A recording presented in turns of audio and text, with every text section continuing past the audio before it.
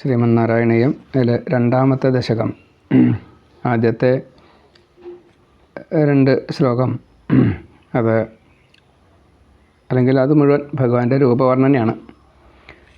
സൂര്യസ്പർദ്ധി കിരീടമൂർധ്വതിലക പ്രോദ്ഭാസി ഭാലാന്തരം കാരുണ്യാകുല നേത്രമാർദ്രഹസിതോല്ലാസം സുനാസാപുടം ഗണ്ഡോദ്യന്മകരാഭകുണ്ടലയുഗം കണ്ഠോജ്വലൽ കൗസ്തുഭം ത്വദ്രൂപം വനമാല്യഹാരപടലശ്രീവത്സദീപ്രം ഭജേ. കേയൂരാംഗദകങ്കണോത്തമമഹാരത്നാങ്കുലീയാങ്കിത ശ്രീമദ്ബാഹുചതുഷ്കസംഗതഗദാ ശംഖാരിപങ്കേരുഹാം കാഞ്ചിൽ കാഞ്ചന കാഞ്ചിലാഞ്ചിതലസൽ പീതാംബരാലംബിനീമാലംബേ വിമലാംബുജദ്യുതിപദാം മൂർത്തിം തവാർത്തിച്ഛിതം. സൂര്യനോട് തുല്യമായിട്ടുള്ള കിരീടം, സൂര്യൻ്റെ പ്രഭ പോലെ ഭഗവാന്റെ ഈ രത്ന കിരീടത്തിൽ രത്നത്തിൽ നിന്നും പുറത്തു വരുന്നതായിട്ടുള്ള ശോഭ, സൂര്യരശ്മി പോലെ. അതേപോലെ നെറ്റിയിൽ ഒരു ഗോപിക്കുറി, അത് സൂര്യനെ പോലെ തന്നെ പ്രകാശിക്കണോ. കാരുണ്യം നിറഞ്ഞ കണ്ണുകൾ, വലത്തെ കണ്ണ് സൂര്യൻ, ഇടത്തെ കണ്ണ് ചന്ദ്രൻ.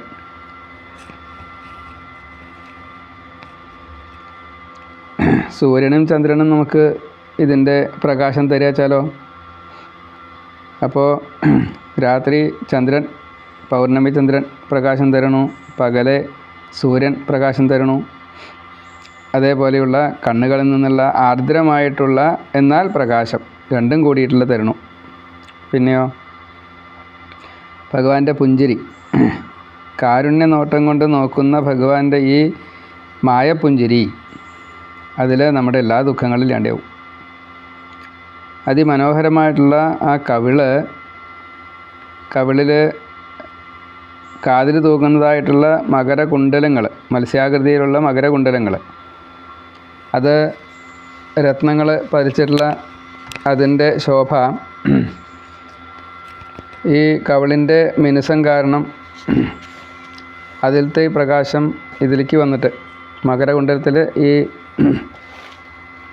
രത്നത്തിലേക്ക് വന്നിട്ട് കൂടുതൽ റിഫ്ലക്റ്റ് ചെയ്യണു, പ്രകാശിപ്പിക്കണു.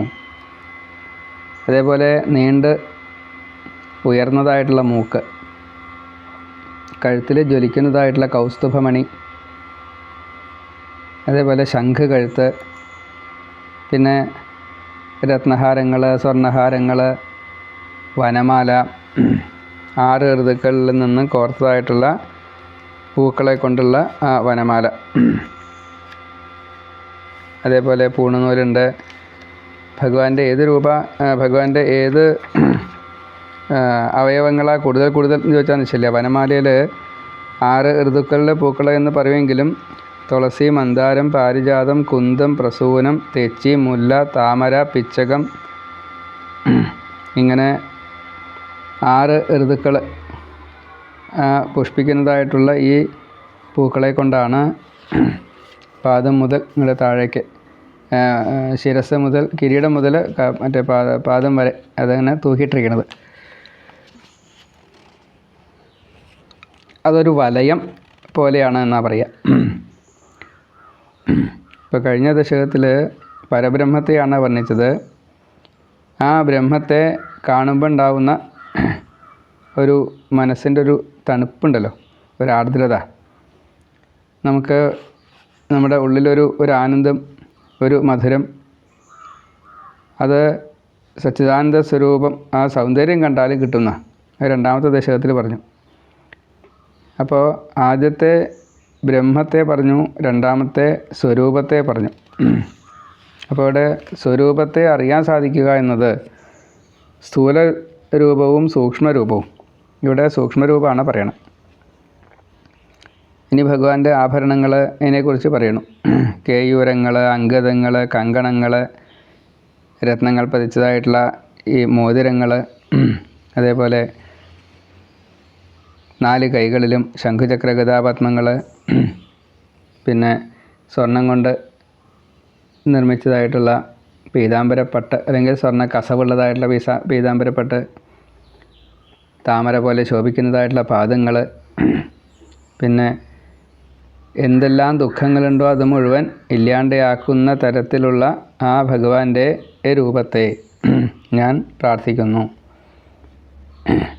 നിറഞ്ഞ പീലികൾ നിരക്കവേ കുത്തി നെറുകയിൽ കൂട്ടി തിറമൊടു കെട്ടി കരിമുകിലൊത്ത ചിഗൂരഭാരവും മണികൾ മിന്നിടും മണിക്കിരീടവും.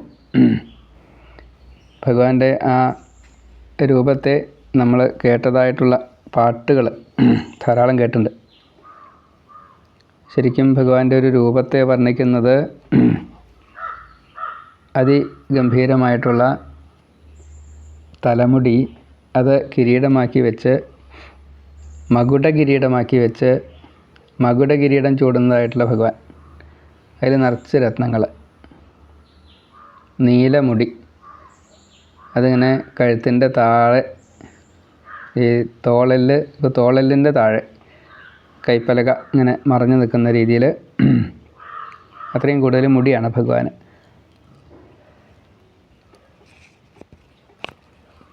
അതേപോലെ നെറ്റി വിരിഞ്ഞതായിട്ടുള്ള നെറ്റി, കുറച്ച് ചെരിഞ്ഞ് 5 വലികളോട് കൂടിയിട്ടുള്ള നെറ്റി, കുഴിയാത്തതായിട്ടുള്ള മൂക്ക്, നീണ്ട് ഉയർന്ന് തടിച്ച് കൂർത്തതായിട്ടുള്ള മൂക്ക്, വലിയ ദ്വാരങ്ങളോട് കൂടിയിട്ട്. അതേപോലെ നീണ്ട പുരികം, നീണ്ട കണ്ണ്, ചുവന്ന കണ്ണ്, തിളങ്ങുന്നതായിട്ടുള്ള കൃഷ്ണമണി, മിനുസമുള്ളതായിട്ടുള്ള കവിള്, നീണ്ട ചെവി. അതിൻ്റെ നമ്മൾ പറയുമ്പോൾ ഒട്ടും പുറമേക്ക് പോകാത്ത രീതിയിൽ ഒരു ചുളിവ്, ഒരു കവറിങ് എന്നുള്ള രീതിയിലാണ് ഇത് നിൽക്കുക ചെവി. അപ്പോൾ നമ്മളിങ്ങനെ കൈകൊണ്ട് ഇങ്ങനെ ആക്കിയിട്ട് പിടിക്കുന്ന കൂട്ടത്തിൽ അതിങ്ങനെ കൃത്യമായിട്ട് അങ്ങനെയുള്ള ചെവി. അതിൽ മകരകുണ്ടലം ധരിച്ചിരിക്കുന്നു. നെറ്റിയിൽ ഗോപിക്കുറിയുണ്ട്. ഗോപീചന്ദനമാണ് തൊട്ടെടുക്കണമെന്നാണ് പറയുക. എന്നുവെച്ചാൽ ഭഗവാന്റെ ഏറ്റവും ഇഷ്ടക്കാരാണ് ഗോപികൾ. ആ ഗോപികളുടെ ഈ ദേഹമാണത്രേ ഈ യമുനയിൽ, അതല്ലെങ്കിൽ ഗണ്ഡകി നദിയിൽ. ഏതായാലും അത് ഈ വൃന്ദാവനത്തിലൊക്കെ ഈ ഗോപികളുടെ ശരീരത്തിൻ്റെ അതാണ് മണ്ണായിട്ട് കിടക്കണമെന്നാണ് പറയുക. എത്ര എടുത്താലും അത് തീരില്ല എന്ന് പറയണു. അങ്ങനെയാണ് അതിൻ്റെ ഒരു സ്വഭാവം. കുറിയിട്ടാൽ ചന്ദനക്കുറി പോലെ കിടക്കും. ഗോപീചന്ദനം മണ്ണാണത്. അതേപോലെ ഭഗവാന്റെ ശംഖ് കഴുത്ത്, നല്ല ബലിഷ്ഠമായിട്ടുള്ള തോളിൽ വിരിഞ്ഞതായിട്ടുള്ള മാറ് ഉന്തി നിൽക്കണു. ആ മാറിൽ ശ്രീവത്സം എന്ന മറുക്, കഴുത്തിൽ കൗസ്തുഭം എന്നുള്ള ആ രത്നം. അത് മറ്റ് എല്ലാം രത്നമാണെങ്കിലും ഈ രത്നത്തിന് പ്രത്യേകതയുണ്ട്. അങ്ങനെയുള്ള ആ രത്നത്തെ ഭഗവാൻ സ്വീകരിച്ചിരിക്കണു. ധാരാളം മാലകൾ ചാർത്തിയിരിക്കണു. വനമാല ചാർത്തിയിട്ടുണ്ട്, പൂണുനൂല് ഇട്ടിട്ടുണ്ട്, മഞ്ഞപ്പട്ട് ഉത്തരീയമുണ്ട്, പിന്നെ മഞ്ഞപ്പട്ട് ധരിച്ചിട്ടുണ്ട്. അത് പൊന്നരഞ്ഞാണം കൊണ്ട് കെട്ടിയിട്ടുണ്ട്. ഒതുങ്ങിയ വയറ്, 3 രോമരാജികളോട് കൂടിയിട്ട്. കുറച്ച് ചെറുതാണ്, ഇടുങ്ങിയതാണ്, കുഴിഞ്ഞ വയറും ഉന്തിയ മാറും, അങ്ങനെയാണ്. ബലിഷ്ഠങ്ങളായിട്ടുള്ള കൈകൾ, ആജാനുബാഹു, അതായത് കൈപ്പടം തൊട്ടിട്ട് മുട്ടിൻ്റെ താഴെയാണെന്നാണ്. കാലിൻ്റെ മുട്ടിൻ്റെ താഴെ കൈപ്പടം നിൽക്കുന്ന രീതിയിലാണ് ആജാനുബാഹു എന്നുള്ളതിൻ്റെ സാരം. അല്ലെങ്കിൽ വിരലുകളെങ്കിലും താഴെ നിൽക്കണമെന്നാണ്. ഇത്രയും പോരാ, ശരിക്കും അതിനൊക്കെ കൂടുതൽ വേണമെന്നാണ്. എന്തായാലും അങ്ങനെയുള്ള ഭഗവാന്റെ ആ കൈകൾ, അതേപോലെ മുട്ടുകൾ, ബലിഷ്ഠമായിട്ടുള്ള ഊരുക്കൾ, ബലിഷ്ഠമായിട്ടുള്ള കണങ്കാലുകൾ, അതേപോലെ മുത്തുമണികൾ ഒളിപ്പിച്ച് വെച്ചതായിട്ടുള്ള കണങ്കാല്, മുത്തുമണികൾ ഒളിപ്പിച്ച് വെച്ചതായിട്ടുള്ള ചിരട്ടയില്ലേ കാൽമുട്ട്. പിന്നെ അതിമനോഹരമായിട്ടുള്ള ഞെരിയാണി, അത് കഴിഞ്ഞ് പുറവടി, ആമയുടെ പുറന്തോട് പോലെയുള്ള പുറവടി, അങ്ങനെയുള്ള ആ ഭഗവാന്റെ തൃക്കാലുകളിൽ 10 നഖങ്ങൾ. ഈ 10 നഖങ്ങളിലും അതിശീതളിമ, ശരത്കാല ചന്ദ്രനെ പോലെയുള്ള പൂർണിമ, അതേപോലെ ശീതളിമ, ഇത് രണ്ടും കിട്ടും. അപ്പോൾ ഭഗവാന്റെ തൃപ്പാദം ഒരു തവണ നമസ്കരിച്ച് കഴിഞ്ഞാൽ തൃപ്പാദ ആശ്രിതർക്കൊക്കെ ഭഗവാൻ അതിൻ്റെ മാക്സിമത്തിലുള്ള സുഖത്തെ പ്രദാനം ചെയ്യുന്നു, ഇഹസുഖത്തെ പ്രദാനം ചെയ്യുന്നു. ഒടുക്കം ആ തൃക്കാലുകളെ തോണിയായിട്ട് നമുക്ക് ഈ സംസാര സാഗരത്തെ മറികടക്കാനുള്ള ഉപായമായിട്ട് അതിനെ നമുക്ക് ഉപകരിക്കുകയും ചെയ്യുന്നു. ധാരാളം ആഭരണങ്ങൾ, രത്നഹാരം തൊട്ടുള്ള, സ്വർണ്ണഹാരം, രത്നഹാരം തൊട്ടുള്ള ഓരോന്നും, അതേപോലെ മോതിരങ്ങൾ, വളകൾ, പിന്നെ കടകം, പിന്നെ തോളലിൻ്റെ അവിടെ ഒരു ആഭരണം, ഇങ്ങനെ എത്ര ആഭരണങ്ങളുണ്ടെന്ന് ചോദിച്ചാൽ നിശ്ചയില്ല. പൊൻതള, പൊൻചിലമ്പോ, എന്തൊക്കെയാച്ചോക്ക, ഇങ്ങനെയുള്ള ആ ഭഗവാന്റെ രൂപം. ഭഗവാൻ ആ കിരീടത്തിൽ മയിൽപീലി വെച്ചിട്ടുണ്ട്. ഇങ്ങനെയുള്ള, ഇനി ശംഖചക്ര ഗദാപത്മങ്ങളെ ധരിച്ചതായിട്ട് ചതുർബാഹു വിഷ്ണു സ്വരൂപം. അതേപോലെ ധാരാളം ആയുധങ്ങളുണ്ട് ഭഗവാന്. ഈ അമ്പ്, വില്ല്, ശാർങ്കം, വാള്, പരിച, അതേപോലെ പാശം, അങ്കുശം, ഇതൊക്കെ ഭഗവാന്റെ അടയാളങ്ങളാണ്, ആയുധങ്ങളാണ്. അപ്പോൾ 10 കൈയാണോ 8 കൈയാണോ 16 കൈയാണോ 18 കൈയാണോ, ഇതൊന്നും ഭഗവാനെ സംബന്ധിച്ച്, സഹസ്രബാഹുവായിട്ടുള്ള ഭഗവാനെ സംബന്ധിച്ച് വിഷയമല്ല. സാമാന്യനെ നമ്മൾ പറയുക 4 കൈ 8 കൈ, അത്രയേ ഉള്ളൂ. ശംഖചക്ര ഗദാപത്മങ്ങളും, അതേപോലെ ശാർങ്കം എന്ന വില്ലും, വിദ്യാധരം അല്ലെങ്കിൽ നന്ദകം എന്ന വാളും, പാശാങ്കുശവും. അപ്പം അത് നമ്മളെ എത്രത്തോളം കെട്ടിയിടും, ഭഗവാങ്കലേക്ക് എത്തിക്കും, മതിച്ചു പോകുന്നതായിട്ടുള്ള മനസ്സിനെ ഇങ്ങോട്ട് കൊണ്ടുവരും, നമുക്ക് അറിയില്ല. അങ്ങനെയുള്ള ഭഗവാന്റെ ഈ അതിമനോഹരമായിട്ടുള്ള ആ രൂപം, ഇത് ത്രൈലോക്യമഹീയസോഭിമഹിതം, ഈ 3 ലോകങ്ങളിലുള്ള ഏറ്റവും മഹത്തായിട്ടുള്ള, അത്രയും മഹത്ത് മാത്രമല്ല, അത് മോഹനം ആണ്. മോഹിപ്പിക്കുന്നതിനേക്കാൾ കൂടുതൽ സൗന്ദര്യമുള്ളതാണ്, മോഹനമാണ്. അതേപോലെ കാന്തി നിധാനതഃ അപി കാന്തം, നമ്മൾ കാന്തം എന്നുള്ള എന്താ പ്രത്യേകത, അങ്ങോട്ട് ആകർഷിക്കപ്പെടും. അതേപോലെ നമ്മളെയും ആകർഷിക്കപ്പെടുന്നു, നമ്മളങ്ങോട്ട് ആകർഷിക്കപ്പെടും, അങ്ങനെയാണ്, അത്ര കാന്തിമത്താണ്. അതുപോലെ മാധുര്യധുര്യാദപി മധുരം, എത്ര മധുരം പറയാൻ പറ്റില്ല, അതിനേക്കാൾ കൂടുതൽ മധുരം. സൗന്ദര്യോത്തരതരഃ അപി സുന്ദരതരം, സൗന്ദര്യത്തിൻ്റെ മാക്സിമം. അതേപോലെ ആശ്ചര്യതഃ അപി ആശ്ചര്യം. തദ്രൂപം ഭുവനെ കസ്യ കൊതുകം ന പുഷ്ണാതി. ഭഗവാന്റെ രൂപം ഇത്രയും കൂടുതൽ നമ്മൾ അതിനെ ബൃഹത്താക്കണു, വലുതാക്കണു, അതിനെ കാന്തിമത്താക്കണു, ആകർഷകമാക്കണു, സൗന്ദര്യത്തെ ചേർക്കണു. അത്രയും ആശ്ചര്യം, അത്രയും മധുരം, എന്തൊരു പ്രകാശം, ഇങ്ങനെ മോഹിപ്പിക്കണു.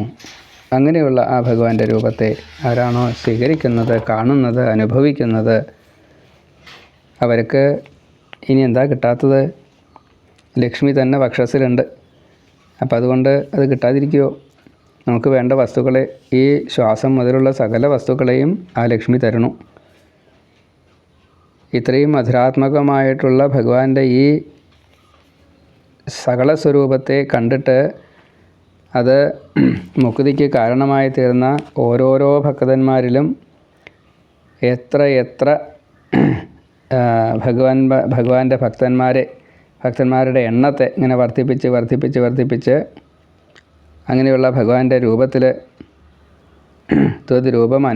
ത്വദ്രൂപമാനോന്യക പ്രേമസ്ഥൈര്യമയാത്. പ്രേമമില്ലാത്ത ആരാണ്ടാവുക? ആണ് പെണ്ണൊന്നും വ്യത്യാസമില്ല. ഭഗവാനോടുള്ള ഭക്തി പ്രേമം അതിൻ്റെ മാക്സിമത്തിൽ, അഹൈതുകി അവ്യവഹത അജസ്രം പ്രേമഭക്തി. ഭഗവാനെ, ലക്ഷ്മീനാഥനായിട്ടുള്ള ഭഗവാൻ ഇങ്ങനെ സൗന്ദര്യം കൊണ്ട് ആകർഷിക്കുന്നതായി ഈ ഒരു ദേഹം, ഇതിന് ചില ഉദാഹരണങ്ങൾ ഞാൻ പറയാമെന്നാ. മേൽപ്പത്തൂർ പറയാണ്, ഈ ഭക്തന്മാർ ഭഗവാനെ ധ്യാനിക്കുന്നു, കീർത്തിക്കുന്നു, ആ രസത്തിലിങ്ങനെ മുഴുകിയിരിക്കുന്നു. അങ്ങനെ മുഴുകിയിരിക്കുമ്പോൾ ഈ ലക്ഷ്മി ദേവി തൻ്റെ ഭർത്താവിനെ തനിക്ക് കിട്ടണില്ലായിരിക്കുമോ? മാത്രമല്ല ലക്ഷ്മി ദേവിക്ക് കൂടുതൽ ഭഗവാനോട് ആദരം കൂടുകയാണ്. നമ്മൾ ഭഗവാനെ ഭജിക്കുമ്പോൾ ലക്ഷ്മി ദേവിക്ക് തോന്നുകയാണ് തൻ്റെ നാഥനെ ഇങ്ങനെ ജനങ്ങൾ നന്നായിട്ട് തന്നെ ഭജിക്കണമല്ലോ, ഇതെൻ്റെ ഭാഗ്യമല്ലേ എന്ന നിലയ്ക്ക്. അതേപോലെ ഈ സൗന്ദര്യാമൃതം ആരാണോ കുടിക്കുന്നത്, ഈ പരിപൂർണതമനെ, ഈ പൂർണ്ണചന്ദ്രനെ, കൃഷ്ണചന്ദ്രനെ ആരാണോ കുടിക്കുന്നത്, അനുഭവിക്കുന്നത്, ആർക്കാണോ ഭഗവാനിൽ ഇത്രത്തോളം ആകർഷണം കിട്ടുന്നത്, രോമാഞ്ചമണിയുന്നത്, ആനന്ദത്തിൻ്റെ പരമമായിട്ടുള്ള ആ സ്ഥിതി, അത് ഭഗവാനെ കണ്ടിട്ട് മനസ്സാർദ്രമായിട്ട് കരഞ്ഞുകൊണ്ട് ഭഗവാനെ എങ്ങനെയാണോ സ്വീകരിക്കാൻ സാധിക്കുന്നത്, അങ്ങനെ ഭക്തിയോട് കൂടിയിട്ട് ഭഗവാനെ ആശ്രയിക്കുന്നവരുടെ ഹൃദയത്തിൽ ഭഗവാൻ വസിക്കുന്നു. അപ്പോൾ ഹൃദയസ്ഥനായിട്ടുള്ള ഈ ഭഗവാൻ കർമ്മജ്ഞാനമയാത്, കർമ്മസ്വരൂപത്തോടു കൂടിയിട്ട്, ജ്ഞാനസ്വരൂപത്തോടു കൂടിയിട്ട്, ഇപ്പോൾ കർമ്മസ്വരൂപനാണ്, ജ്ഞാനസ്വരൂപനാണ്, പ്രകാശസ്വരൂപനാണ്, സ്വയംപ്രകാശിതൻ, കാരണസ്വരൂപനാണ്. ഭഗവാനെ ഈ യോഗദ്വയാത് കിട്ടുന്ന യോഗദ്വയം ഭക്തി കൊണ്ട് കിട്ടും, കർമ്മം കൊണ്ടും കിട്ടും, കർമ്മയോഗം കൊണ്ടും കിട്ടും, ജ്ഞാനയോഗം കിട്ടും, ഭക്തിയോഗം കൊണ്ടും കിട്ടും. അഷ്ടാംഗയോഗം കൊണ്ട് കിട്ടാൻ കുറച്ച് ഞെരുക്കാന്നാ. കാരണം അപ്പോഴേക്കും മറ്റ് എന്തെങ്കിലുമൊക്കെ ഉള്ളിൽ വരുന്ന അഷ്ടാംഗയോഗത്തിന് കുറേ കാര്യങ്ങളുണ്ട്. അപ്പോൾ അതിനേക്കാൾ എളുപ്പം ഭക്തിയോഗം കൊണ്ട് കിട്ടും, അതാണ് ഏറ്റവും നല്ലത്. ഇങ്ങനെ രമാവല്ലഭനായിട്ടുള്ള ഭഗവാനെ, ഈ ശ്രീകൃഷ്ണനെ ഗുരുവായൂർ അമ്പലത്തിൽ കിട്ടിയിട്ടും, പ്രയത്നം കൂടാതെ കണ്ട് കിട്ടിയിട്ടും അതിനെ നേടാതിരിക്കുന്നത്, ഇവിടെ അടുത്തുണ്ടായിട്ട് വന്നിട്ട് അതിനെ സ്വീകരിക്കാതിരിക്കുന്നത്, അത് കുറച്ച് കഷ്ടം തന്നെയാണ്. കർമ്മയോഗം എന്നുള്ളത് നിഷ്കാമമായിട്ട് കർമ്മങ്ങളെ, സ്വധർമ്മങ്ങളെ, ധാർമ്മികമായിട്ട് ഈ വർണ്ണാശ്രമധർമ്മങ്ങളെ, സനാതനധർമ്മങ്ങളെ ചെയ്തുകൊണ്ട് ഫലത്തോടു കൂടിയിട്ട് ഭഗവാന് സമർപ്പിക്കുന്നതാണ് എന്ന് ഉപനിഷത്തുകളൊക്കെ പറഞ്ഞിട്ടുണ്ട്. അപ്പോൾ ആ ഉപനിഷത്തുകൾ പറഞ്ഞത് ഈ ഭഗവാന്റെ അവ്യക്തമായിട്ടുള്ള ബ്രഹ്മത്തെ വ്യക്തമായിട്ട് തന്നെ ഗുരുവായൂരമ്പലത്തിൽ ഇങ്ങനെ കാണുന്നു. അങ്ങനെയുള്ള ആ ഭഗവാനെ എല്ലായ്പ്പോഴും ഏറ്റവും ഹൃദ്യമായിട്ടുള്ള, ശ്രേയസ്കരമായിട്ടുള്ള, വളരെ എളുപ്പം കിട്ടുന്നതായിട്ടുള്ള, നമ്മൾ സാധാരണഗതിയിൽ എന്തൊക്കെ കർമ്മങ്ങളാണോ ചെയ്യുന്നത്, അത് അടിച്ചൂരായാലും ശരി, പാത്രം മോരായാലും ശരി, ശൂദ്രവൃത്തികളായാലും, ഇനി അതേപോലെ സംഭാരങ്ങൾ കൊണ്ടുവന്നിട്ട് ഇവിടെ കൊടുക്കുകയായാലും, വൈശ്യവൃത്തിയായാലും, ഇനി ക്ഷത്രിയ വൃത്തിയായാലും ബ്രാഹ്മണ വൃത്തിയായാലും, ഈ ഭഗവാങ്കലെത്താൻ വേണ്ടിയിട്ട് ബ്രാഹ്മണന്മാർ അല്ലെങ്കിൽ ഭക്തന്മാർ ഭക്തിമാർഗം കൊണ്ടോ ജ്ഞാനമാർഗം കൊണ്ടോ വേദാന്തം തുടങ്ങിയിട്ടുള്ള ശാസ്ത്രങ്ങളെയൊക്കെ പഠിച്ച് വളരെ ക്ലേശിച്ച് അഷ്ടാംഗയോഗാദികളെയൊക്കെ ചെയ്ത് ബ്രഹ്മത്തിലേക്ക് എത്താൻ വേണ്ടിയിട്ട് നിർഗുണ ബ്രഹ്മത്തെ ധ്യാനം ചെയ്ത്, വളരെ കഷ്ടപ്പെട്ട് ധ്യാനം ചെയ്ത്, അത് സ്ഥിരമായിട്ടുള്ള ഈ ഉപാസനാദികളെ കൊണ്ട് പല ഭക്തന്മാർ പല മാർഗങ്ങളെ ഉപയോഗിച്ചുകൊണ്ട് ഭഗവാങ്കലെത്തുന്നു. അങ്ങനെയുള്ള ഗുരുവായൂരപ്പനല്ലേ ഇവിടെ എല്ലാവർക്കും അമൃതരസത്തെ ഒഴുക്കിക്കൊണ്ട് ഒരു ക്ലേശവും കൂടാതെ കണ്ട് വെറുതെ ഒന്ന് ചെന്ന് തൊഴുതാൽ മതി, മോക്ഷത്തെ കൊടുക്കണു. ഈ മഹിമ മറ്റാർക്കുണ്ടാവുക? വേറെ ഏത് ഭഗവാനാ ഇപ്രകാരത്തിൽ ആകർഷണം ചെയ്യുക? ഗുരുവായൂരമ്പലത്തേക്കും ശബരിമലയിലേക്കും ചോറ്റാനിക്കരമ്മയുടെ അടുത്തേക്കും ഭദ്രകാളിയുടെ അടുത്തേക്കും ആളെ കൂട്ടേണ്ട ആവശ്യമില്ല, അവരിങ്ങനെ വന്നോളും. എന്താ കാരണം? മുക്തിയാണ്. വന്ന് വെറുതെ ഒന്ന് കണ്ടാൽ മതി, വേറെ പ്രവൃത്തിയൊന്നും വേണ്ട. അങ്ങനെ അനുഗ്രഹിക്കുന്നതായിട്ടുള്ള ഭഗവാനെ, എനിക്ക് എപ്പോഴും ഭഗവാനെ ആശ്രയിക്കാൻ സാധിക്കണേ, എൻ്റെ രോഗങ്ങളെയൊക്കെ മാറ്റിത്തരണേ എന്ന് പ്രാർത്ഥിക്കുന്നു. മൂന്നാമത്തെ ദശകം വളരെ പ്രധാനം. എല്ലാ അഭീഷ്ടങ്ങളും തരുന്നതായിട്ടുള്ള വരദനായിട്ടുള്ള മുക്തിദനായിട്ടുള്ള ഭഗവാനെ, അങ്ങയെ നാമം ജപിച്ചുകൊണ്ട് ഭഗവാന്റെ ഗുണകഥകൾ പാടുന്ന, അങ്ങയുടെ രൂപത്തെ സ്മരിക്കുന്ന, ധ്യാനിക്കുന്ന എല്ലാവരും ഈ വൈകുണ്ഠനാഥൻ്റെ ഗുരുവായൂരമ്പലത്തിലുള്ള ശ്രീകൃഷ്ണ സ്വരൂപത്തെ ആനന്ദത്തോടു കൂടിയിട്ട് കണ്ട് മതിവരാതെ കണ്ട്, ഭഗവാന്റെ ആ ചിരിക്കുന്നതായിട്ടുള്ള രൂപത്തെ, ഏതൊക്കെ തരത്തിലാണ് ഭക്തന്മാർ ഭഗവാന്റെ ഈ രൂപത്തെ കണ്ടിട്ട് ആനന്ദിക്കുന്നത് അത് പറയാൻ നിവൃത്തിയില്ല. എന്തായാലും അവരൊക്കെ അനുഗ്രഹീതരാകണം, അവരൊക്കെ ഭഗവാന്റെ അനുഗ്രഹം സ്വീകരിച്ചവരാണ്, ആ കാര്യത്തിൽ സംശയമില്ല. ഇങ്ങനെ ദേഹം അനുഭവിക്കുന്ന ദുഃഖങ്ങൾ, രോഗാദികൾ, മനസ്സിൻ്റെ വിഷമങ്ങൾ, ഇത് മുഴുവൻ ഭഗവാനെ ആശ്രയിച്ച ഭക്തന്മാർക്ക് മറ്റുള്ള ആസക്തി മുഴുവൻ വിട്ട് ഭഗവാനെ മാത്രം ആസ്വദിക്കുക എന്ന, വീണ്ടും വീണ്ടും ആസ്വദിക്കുക എന്ന ആസക്തിയോട് കൂടിയിട്ട് എത്താൻ സാധിക്കുന്നു. പക്ഷേ ഭഗവാനെ അതിന് എനിക്ക് എത്താൻ പറ്റുന്നില്ല. ഭഗവാനോട് മേൽപ്പത്തൂർ പറയുക, എനിക്ക് അങ്ങയുടെ ഭക്തനാവണമെന്ന് മോഹമുണ്ട്, പക്ഷേ സാധിക്കണില്ല. കാരണം എൻ്റെ രോഗം എന്നെ വല്ലാതെ കണ്ട് തളർത്തുന്നു, എനിക്ക് വിഷമം വരുന്നു. ഭഗവാന്റെ നാമങ്ങൾ ഇങ്ങനെ പാടി ഞാൻ മറ്റെവിടെയെങ്കിലും പോയിട്ട് ഇരിക്കേണ്ടി വരുമോ നാമം ജപിച്ചുകൊണ്ട്? ഇവിടേക്ക് വരാൻ എനിക്ക് പറ്റുന്നില്ല. എന്താ കാരണം? എൻ്റെ ശരീരത്തിൻ്റെ ക്ലേശങ്ങളാണ്. അവിദ്യ, അസ്മിത, രാഗം, ദ്വേഷം, അഭിനിവേശം എന്ന പഞ്ചക്ലേശങ്ങൾ ഇവിടെ രോഗമായിട്ടും ശരീരത്തിന് വയ്യാത്തൊരവസ്ഥയിലും അതേപോലെ മനസ്സിന് സ്വസ്ഥത കിട്ടാതെ കണ്ടും. ഇപ്പോൾ ദേഹത്തിന് മനസ്സിന് സ്വസ്ഥം കിട്ടാതെ എങ്ങനെയാണ് ഞാൻ ഇവിടെ വന്നിരിക്കുക? ഈ ഭാഗവതം എങ്ങനെയാണ് എഴുതുക?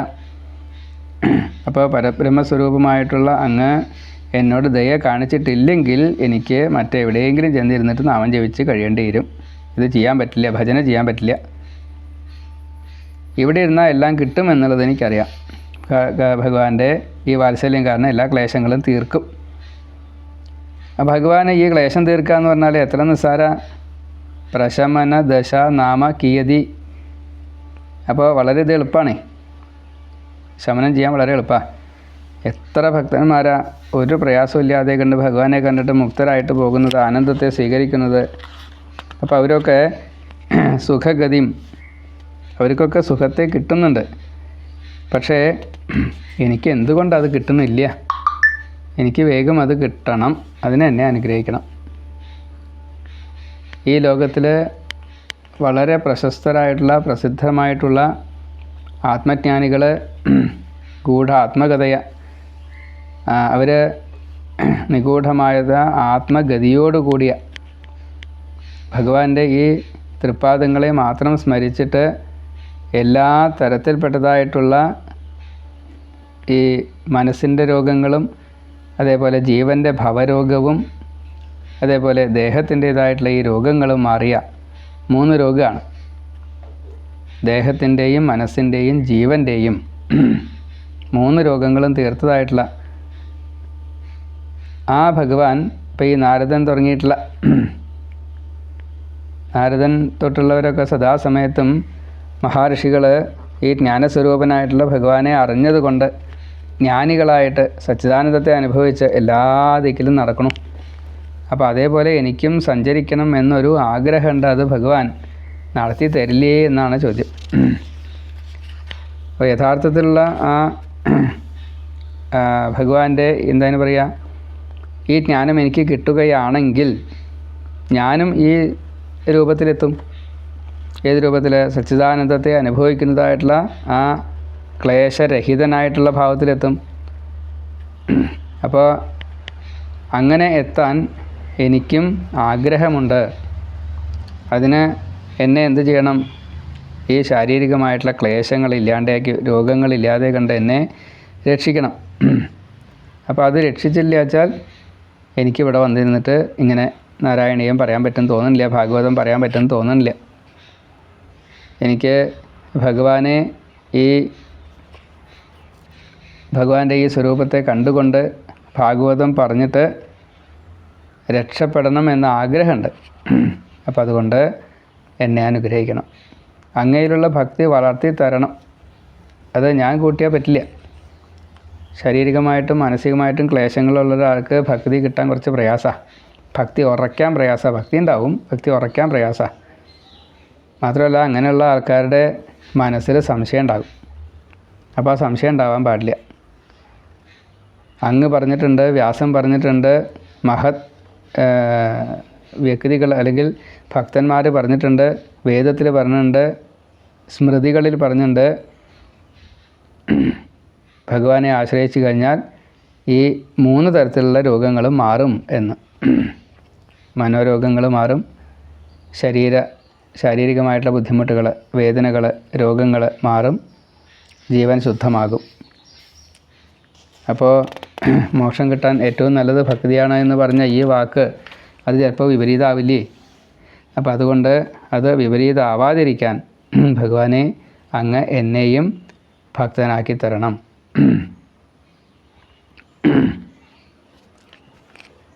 ഭഗവാനിലുള്ള ഭക്തി,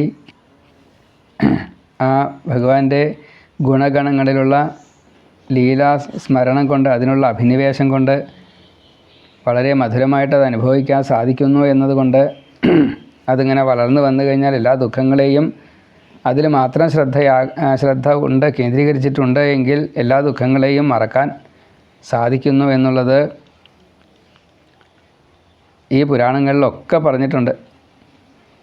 പരിശുദ്ധമായിട്ടുള്ള ഈ കേവലബോധത്തിൽ, ആ കേവലബോധത്തിൻ്റെ ആവിർഭാവത്തിൽ ചേരുന്നതായിട്ടുള്ള മഹാ ആനന്ദമാകുന്ന ആ മുക്തിയെ എല്ലാ പുരാണങ്ങളിലും കാണിച്ചു തരുന്നു. ഈ ദ്വൈതമായിട്ടുള്ള ഭാവത്തെ കാണിച്ചു തരുന്നു. അപ്പോൾ ഇത് എനിക്ക് ആഗ്രഹിച്ചൂടെ എന്നാണ് ചോദ്യം. അത് ആഗ്രഹിക്കാനുള്ള അവകാശമുണ്ട്.